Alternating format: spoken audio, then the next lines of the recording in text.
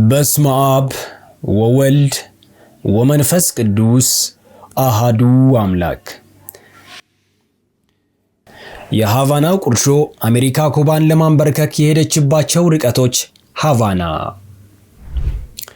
ለስድስት አስርተ ዓመታት በዘለቀውና የቀዝቃዛው ጦርነት ቅሪት በሆነው በዚህ ፍጥጫ አሜሪካ ኩባን ከካርታ ለማጥፋት ካልሆነም ፖለቲካዊ ስርዓቷን ለማገርሰስ ያልፈነቀለችው ድንጋይ የለም።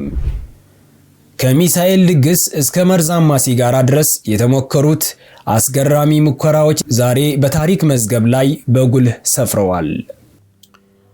የኢኮኖሚ ማነቆ የዓለም ረጅም እገዳ አሜሪካ ኩባን ለማጥፋት የተጠቀመችበት ትልቁ ማሰሪያ ጥይት ሳይሆን ኤምባርጎ ነበር። ማለትም ኢምፖርት ኤክስፖርት እንዳታደርግ ማዕቀብ ጣለችባት።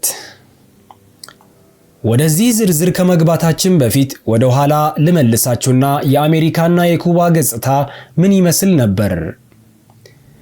የገነት ደሴትና የካሲኖዎች ዘመን። በ1950ዎቹ ኩባ ለአሜሪካውያን የመዝናኛ ገነት ነበረች።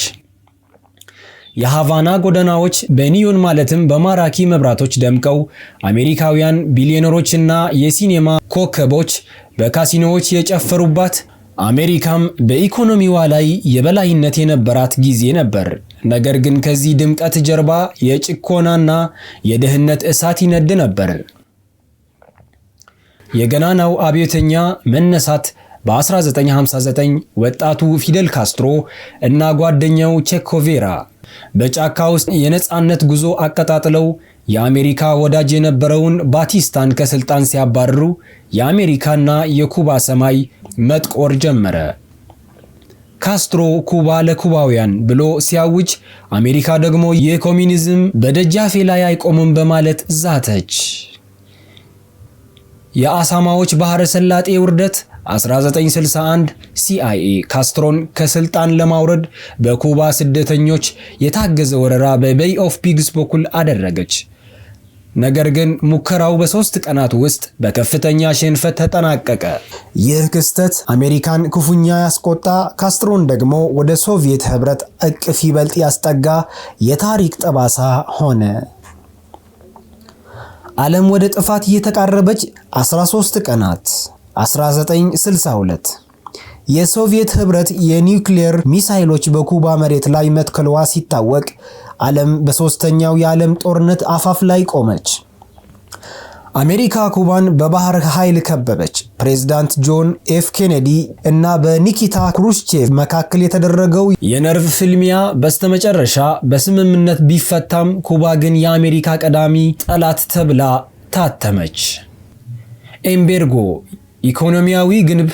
አሜሪካ በኩባ ላይ የጣለችው የንግድ ማዕቀብ በታሪክ ረጅም ነው። ኩባን ከዓለም ንግድ መስመር ለማግለል የተደረገው ይህ ጥረት ደሴቲቱ በጊዜ ውስጥ እንድትቆም አድርጓታል።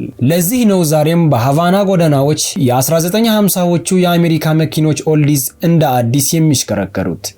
አዲስ መኪና መግዛት የማይቻልበት የአሜሪካ ፖለቲካ አመጽ ውጤት። 2026 አዲሱ ውጥረት። አሁን ደግሞ 2026 ዓመተ ምህረት ታሪክ ራሱን እየደገመ ነው። ፕሬዝዳንት ሙጌኤል ዲያዝ ካኔል የአሜሪካን የለውጥ ጫና በጽኑ እየተከላከሉ ነው። አሜሪካ የዲሞክራሲ እጦት ስትል፣ ኩባ ደግሞ ሉዓላዊነቴን አትንኩ ትላለች። ባጭሩ የኩባና የአሜሪካ ንትርክ በአንድ በኩል የፍየሉ መንፈስ አሜሪካና አልገዛም ባይ የነብሯ ኩባ ፍልሚያ ይመስላል። ነገር ግን ነብሯ የፍየሉን መንፈስ ለ60 ዓመታት እንቅልፍ ነስተዋለች። አንዱ በኃይሉ ሌላኛው ደግሞ አልገዛም በሚል ጽናቱ ዓለምን እያስገረሙ ይኖራሉ። ዓላማው ኩባን ከዓለም የንግድ መስመር በማግለል ህዝቡ በራብና በችግር ተገፍቶ በመንግስት ላይ እንዲያምጽ ማድረግ ነበር።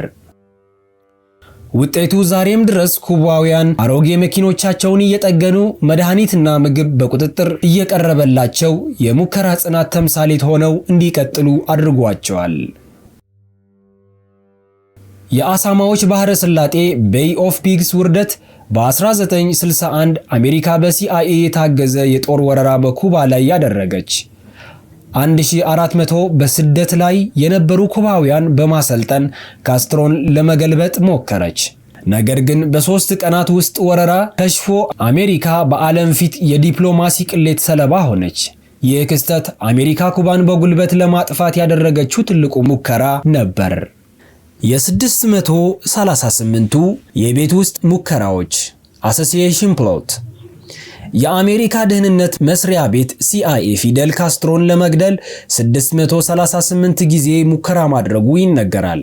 ከነዚህም ውስጥ መርዛማ ሲጋራ ካስትሮ ሲያጨሱት እንዲፈነዳ ወይም እንዲመርዛቸው የተዘጋጀ፣ እንዲሁም ፈንጂ ያለበት ባህር ካስትሮ በሚዋኝበት ቦታ ላይ ውብ የሆኑ የባህር ዛጎሎች ውስጥ ፈንጂ በመቅበርና መርዛማ ብዕር በቀለም ፋንታ መርዝ የያዘ ብዕር። እነዚህ ሁሉ ሙከራዎች በኩባ ደህንነቶች መክሸፋቸው ካስትሮን የማይገደለው ሰው የሚል ቅጽል አሰጥቷቸዋል።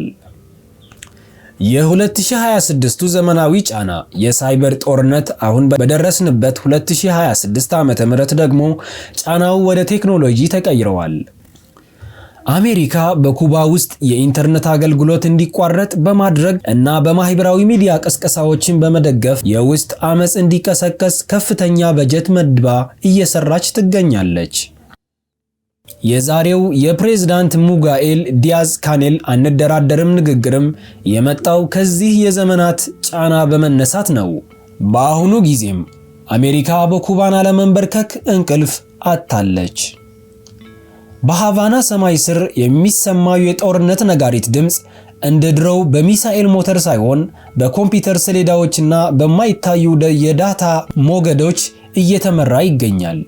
አሜሪካ ኩባን ለማንበርከክ የያዘችው አዲሱ ስልት የሳይበር ከበባ በሚል ተሰይመዋል። ዘመናዊ ጫና እንዴት ኩባን እየፈተናት እንደሆነ በዝርዝር እንመልከት። የኢንተርኔት ጨለማ ዲጂታል ብላክአውት አሜሪካ በኩባ መንግስት ላይ የምታደርገውን ጫና ወደ ላቀ ደረጃ አውጥታለች። በደሴቲቱ ውስጥ የሚገኙ ዋና ዋና የዳታ ማዕከላትና የባህር ውስጥ የፋይበር ኦፕቲክ ኬብሎች በሳይበር ጥቃት ኢላማውን መሆናቸው ተሰምተዋል።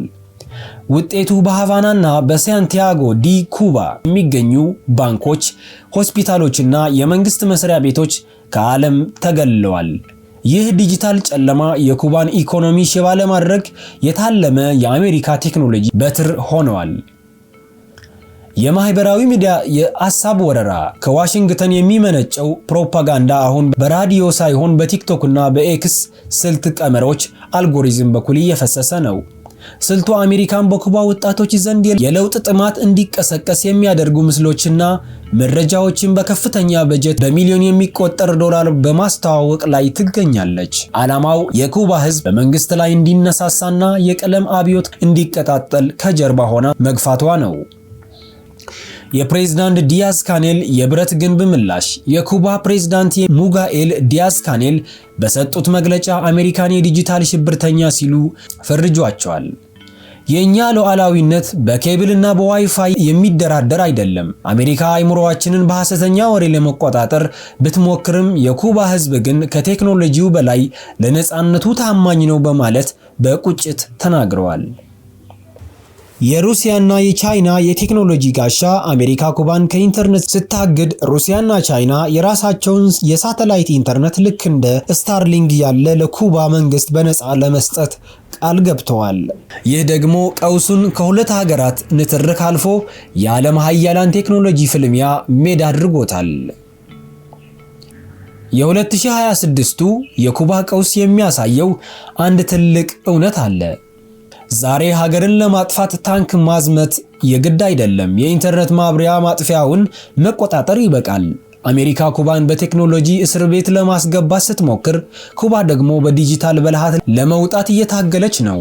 አሜሪካን ኩባን ለማጥፋት የሞከረችባቸው መንገዶች ሁሉ አንድም ኩባን ወደ ሩሲያና ቻይና እቅፍ ወርውረዋታል፣ ወይም ደግሞ ኩባውያን የውጭ ጠላት ካለ አንድ እንሆናለን የሚል ብሔራዊ ስሜት እንዲያዳብሩ ረድተዋቸዋል። ታሪክ የሚያስተምረን ጉልበት ብቻውን ሀገርን አያጠፋም፣ ይልቁንም ጽናትን ይወልዳል። የሃቫናው ንትርክ ዛሬም እንደቀጠለ ይገኛል እያልኩኝ ዘገባዬ በዚሁ ፈጸምኩ። ስብሃት ለእግዚአብሔር ወለወላዲቱ ድንግል ወለመስቀሉ ክቡር። ይቆየን።